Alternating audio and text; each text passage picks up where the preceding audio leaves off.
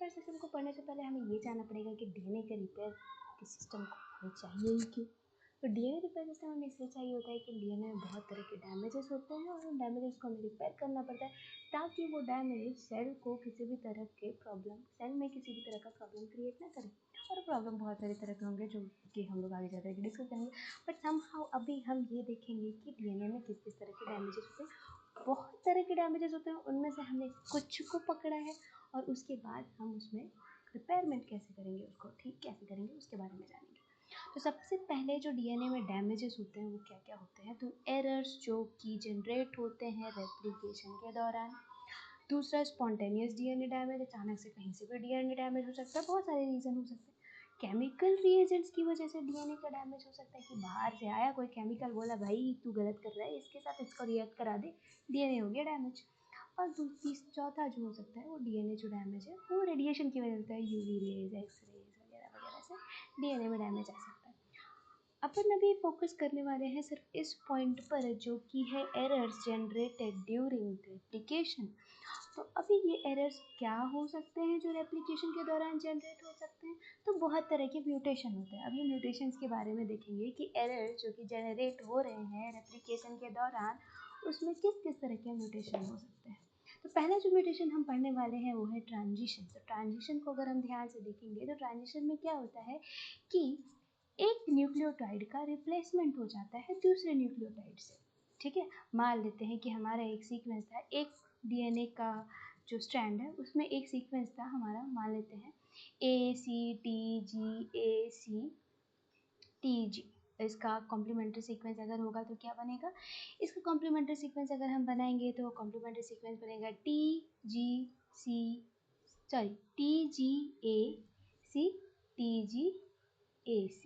ठीक है, ये हमारा कॉम्प्लीमेंट्री सीक्वेंस बना। ठीक है, जब ये रेप्लिकेट वर्क करेगा तो रेप्लिकेशन के बाद भी यही कॉपी बननी चाहिए। ठीक है, रेप्लिकेशन हुई तो उसके बाद भी यही कॉपी बननी चाहिए। बट अगर वहाँ पर ट्रांजिशन हो रहा है तो ट्रांजिशन में क्या होता है कि किसी भी प्यूरीन की जगह पर कोई दूसरा प्यूरीन आ जाता है और किसी भी पायरिमिडीन की जगह पर कोई दूसरा पायरिमिडीन आ जाता है। As you know, A and G are purine and C and T are pyrimidine. That means कि किसी एक में, जैसे मान लेते कि यहाँ एक A था, इस A की जगह पर G आ गया, तो G आने की वजह से पूरा सीक्वेंस में चेंज आ जाता है ना। ये जो पूरा सीक्वेंस था उसमें चेंज आ गया, ये GCT हो गया जो कि ACT था। ठीक है, और उसी तरह से पायरिमिडीन में भी चेंज आ सकता है, जैसे कि यहाँ पे T था तो वहाँ पे T की जगह पर C आ गया। तो अगर वैसा हुआ तो सीक्वेंस क्या बन जाएगा, ACCGCTG।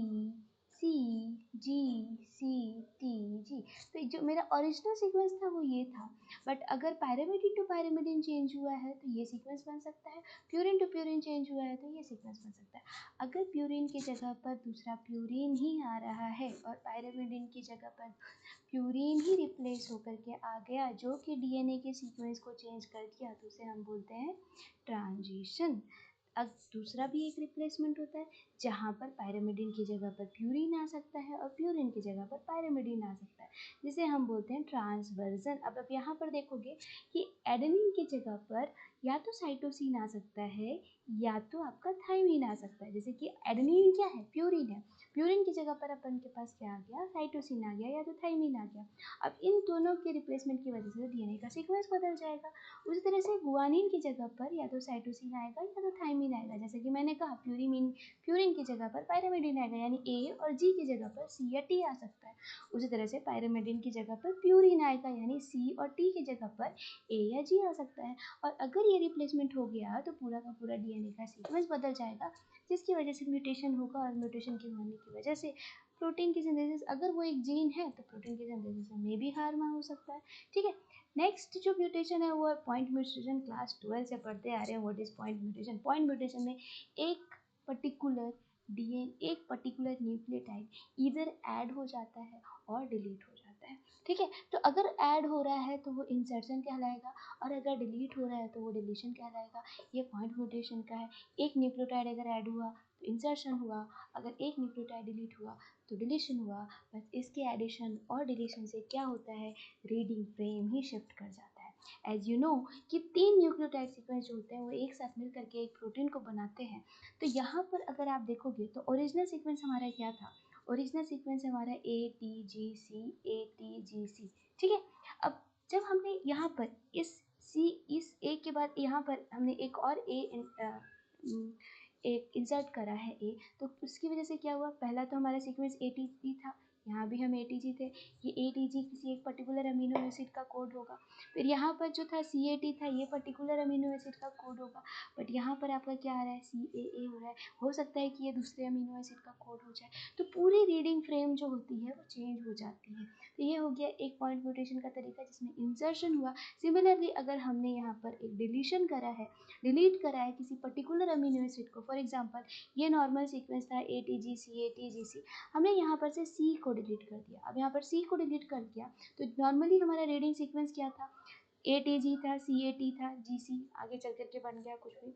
अब यहाँ पर जो रीडिंग सीक्वेंस नया बन रहा है वो क्या है, ATG, यहाँ पे CAT था, यहाँ पे ATG है, तो यहाँ पर रीडिंग फ्रेम में चेंज आ रहा है। This is a kind of point mutation, जहाँ पर इंसर्शन या डिलीशन के बारे में हम देख सकते हैं।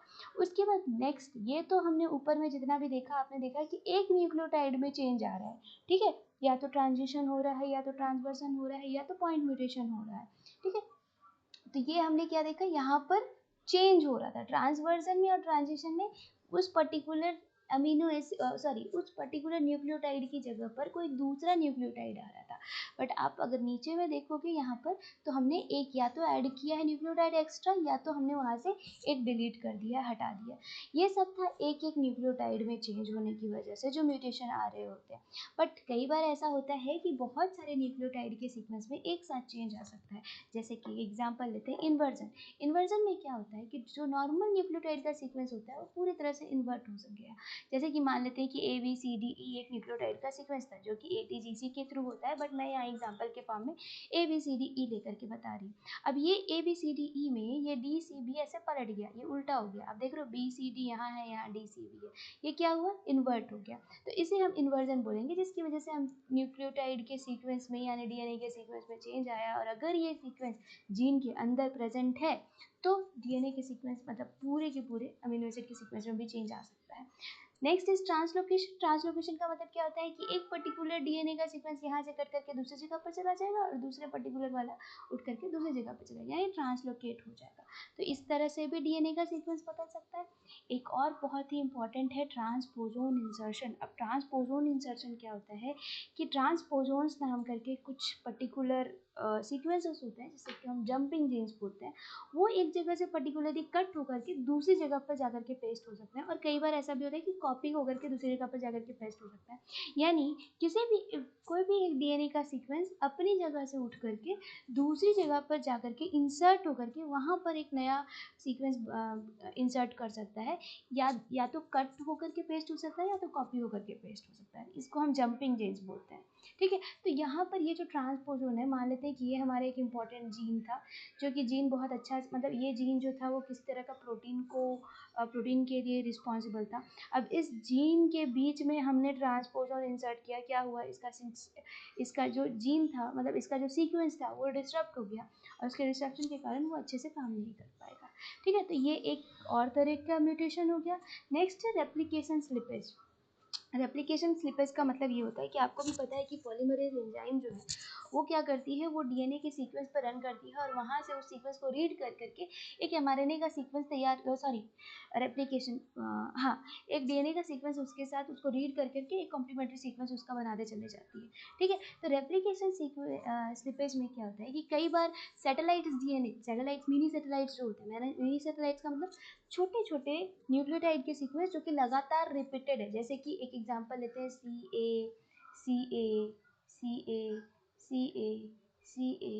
CA। अब पॉलीमरेज एंजाइम इसको लगातार रीड कर रहा है और ये सीक्वेंस काफ़ी लंबा है, ठीक है। अब क्या होगा, पॉलीमरेज एंजाइम कई बार रीड करते करते, ऐसे सीक्वेंसेस होते हैं ना, कई बार बहुत सारे एक साथ लाइन में होते हैं, तो कई बार हमारे साथ भी ऐसा होता है कि अगर हम इसे गिनना शुरू करेंगे तो कई बार एक एक्स्ट्रा गिन देते हैं, या कई बार एक लूज कर देते हैं। तो उसी तरह से पॉलीमरेज एंजाइम भी वही करता है, ये CA को पढ़ते हुए जब इसका कॉम्प्लीमेंट्री पेयर बनाता है, तो जो नया सीक्वेंस बन के होता है कई बार उसमें स्लिपेज हो जाती है, या तो एक एक्स्ट्रा वो ऐड कर देते हैं, या तो एक्स्ट्रा एडिशन हो सकता है उसमें।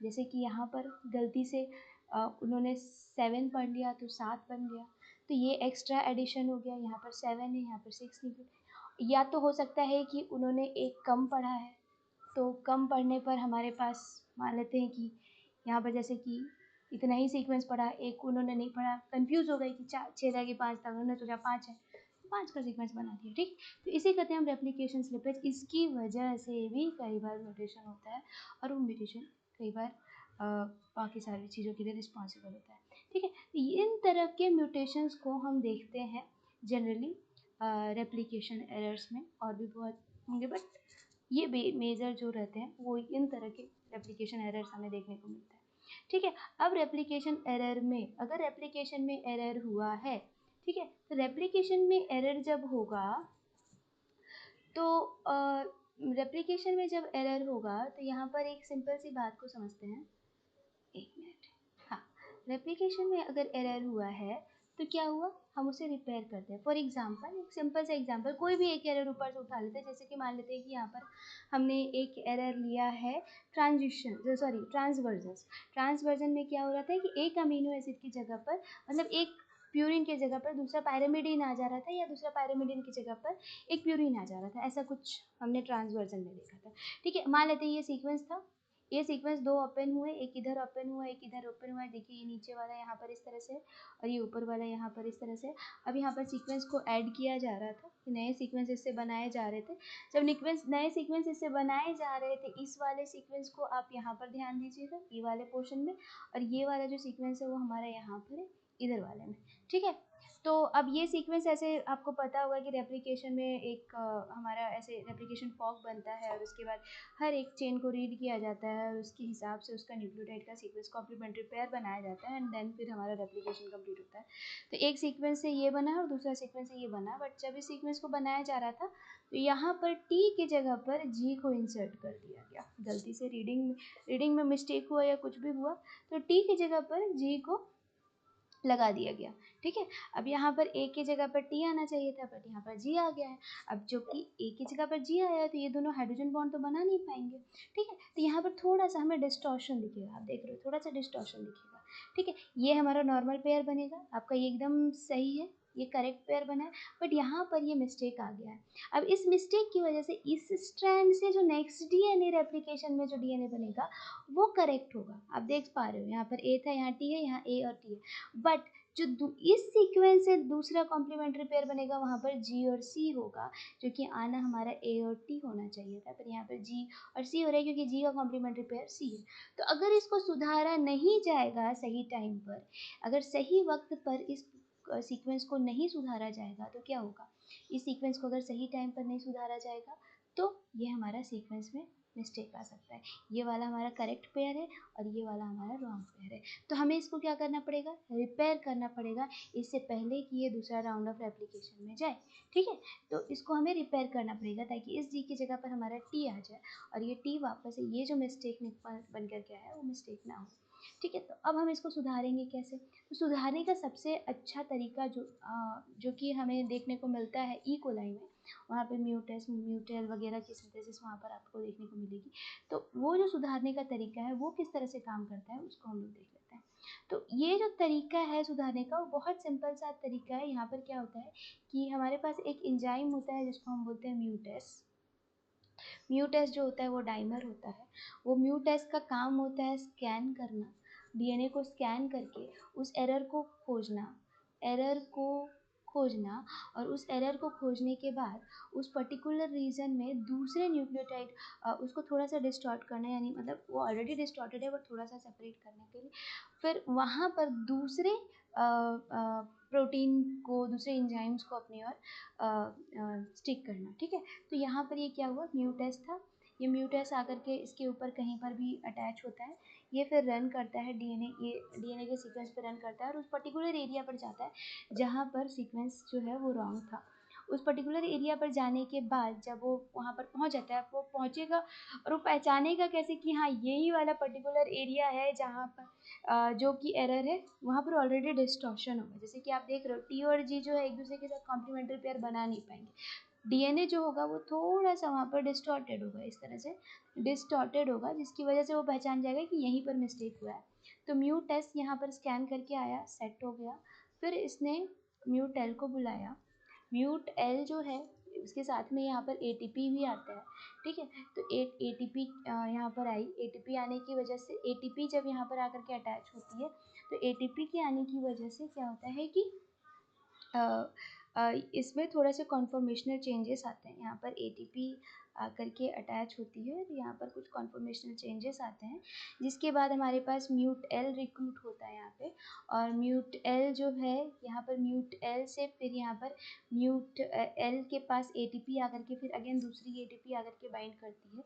फिर म्यूट एल के बाद रिक्रूटमेंट होती है म्यूट एच की। म्यूट एच यहाँ पर आप देख पा रहे हो एटीपी से एडीपी में हाइड्रोलाइसिस हुई है, तो यहाँ पर म्यूट एच आएगा। म्यूट एच का जो काम है, मेजर वर्क अगर हम देखेंगे म्यूट एच क्या करता है, तो म्यूट एच का जो काम है वो यहाँ पर एक हेलिकेज एंजाइम के जैसा रहता है।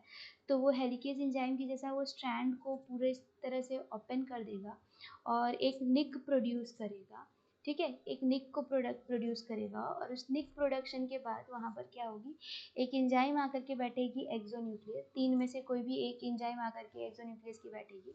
फिर वो क्या करेगी, वो उस पर्टिकुलर स्ट्रैंड को कट कर देगी 5 प्राइम टू 3 प्राइम या 3 prime to 5 prime, depending on कि किस पर्टिकुलर रीजन पर उसे कट करना है। तो वो उस पर्टिकुलर स्ट्रैंड को कट कर देगी और कट करने के बाद वहाँ पर इस पर्टिकुलर स्ट्रैंड को कट मतलब डाइजेस्ट कर देगी। स्ट्रैंड डाइजेशन के बाद डीएनए पॉलीमरेज 3 एंजाइम आएगा, डीएनए पॉलीमरेज 3 एंजाइम आएगा और वापस इस स्ट्रैंड को पूरी तरह से बना देगा। एंड देन फिर जहाँ पर निक का प्रोडक्शन, निक है या फिर पर्टिकुलर एरिया पे निक है, उसको लाइगेज से वापस से अटैच कर दिया जाएगा। तो ये पूरा सिस्टम होता है कि किस तरह से ई कोलाई में काम होता है। म्यूटेस आया, स्कैन करा, स्कैन करने के बाद उस पर्टिकुलर एरिया पर गया जहाँ पर डिस्टॉर्शन था, जहाँ पर मिस्टेक था, फिर वो वहाँ पर म्यूटेल को एक्टिवेट करा, म्यूटेल को रिक्रूट करा, म्यूटेल ने म्यूट एच को रिक्रूट करा, म्यूट एच ने डीएनए पॉलीमर निक प्रोड्यूस करा, निक प्रोडक्शन के बाद एक्सोन्यूक्लियस एंजाइम आए, एक्सोन्यूक्लियस एंजाइम पूरे पर्टिकुलर रीजन को डाइजेस्ट कर दिया जहाँ तक मिस्टेक था, या फिर थोड़ी मिस्टेक के आगे पीछे थोड़ी दूरी पर उन्होंने डाइजेस्ट करा। अब डीएनए पॉलीमरेज 3 आया, डीएनए पॉलीमरेज 3 वापस से इस पूरे स्ट्रैंड को बना दिया और इसके बाद फिर हमारा पूरी तरह से जो स्ट्रैंड था वो वापस से बन गया, जो हमारा ओरिजिनल डीएनए था वो सही से यहाँ पर बन गया। अब बात यहाँ पर एक आती है कि भाई इसको कैसे पता चलेगा कि ये टी रॉन्ग है या ये जी रॉन्ग है ना। ये कैसे पता चलेगा कि ठीक है ये प्रोटीन है, ये प्रोटीन ने जो भी मिस्टेक है उसको हटाएगा।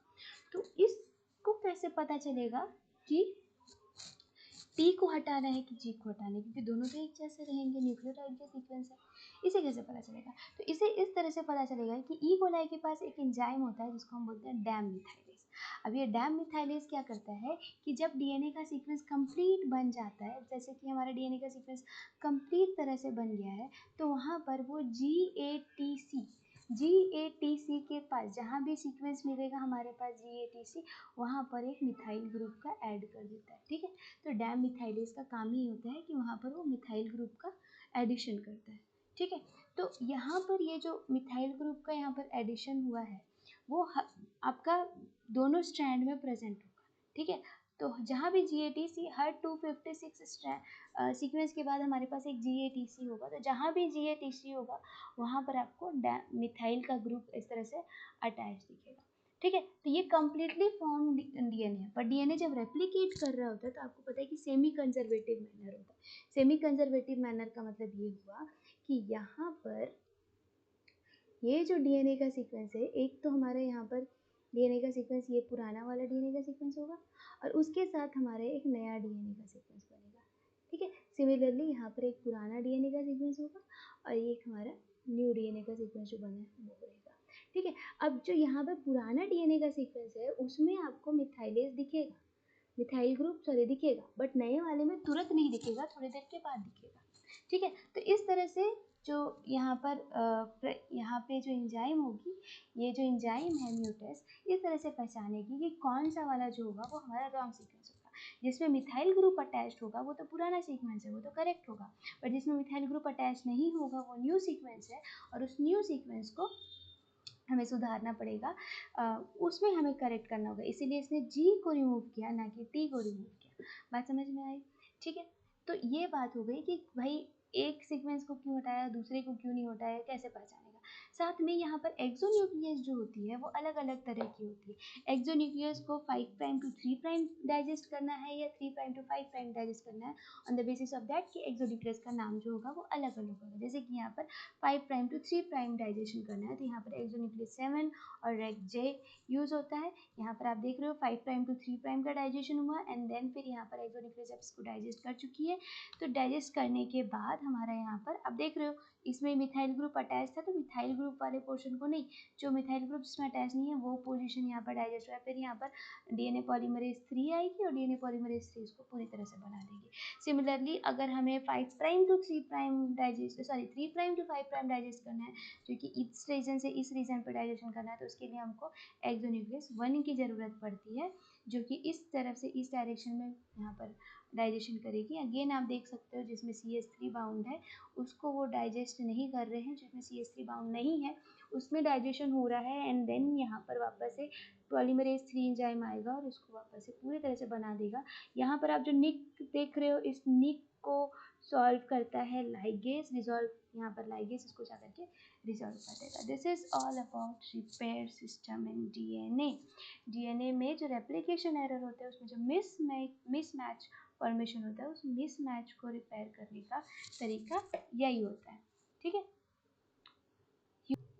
ह्यूमंस में भी इस तरह के सिस्टम्स होते हैं। यहाँ पर भी म्यूट एस के जगह पर बहुत सारे तरह के MSH नाम से होते हैं, इसको म्यूट एस होमोलॉग्स बोलते हैं। ये म्यूट एस होमोलॉग्स जो होते हैं वो यूकैरियोटिक सेल्स में पाए जाते हैं और ये बहुत तरह के होते हैं डिपेंडिंग ऑन कि किस तरह का मिसमैच और किस तरह के मिसमैच पेयरमेंट बनी है और कहाँ पे बनी है। उसी तरह से आपका म्यूट एल के लिए MLH होता है या तो PMS होता है। ठीक है, ये सारी चीज़ें यूकैरियोटिक सेल में भी पाया जाता है। बट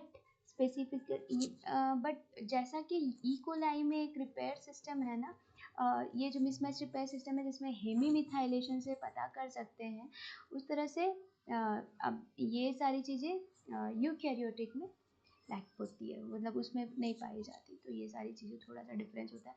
बाकी वहाँ पर कैसे पता कर सकते हैं, तो ओकाजाकी फ्रेगमेंट से पता कर सकते हैं कि कौन सा नया कौन सा पुराना है, और भी बाकी तरीके होते हैं जिसमें पता कर सकते हैं कि हाँ कौन सा वाला हमें हटाना है कौन सा नहीं हटाना है। But most of the time जो बहुत अच्छे तरीके से ये जो हेमीमिथाइलेशन वाला सिस्टम है वो हमारे यूकैरियोटिक सेल्स में नहीं पाए जाते। ठीक है, thank you for this. If you like it, subscribe it.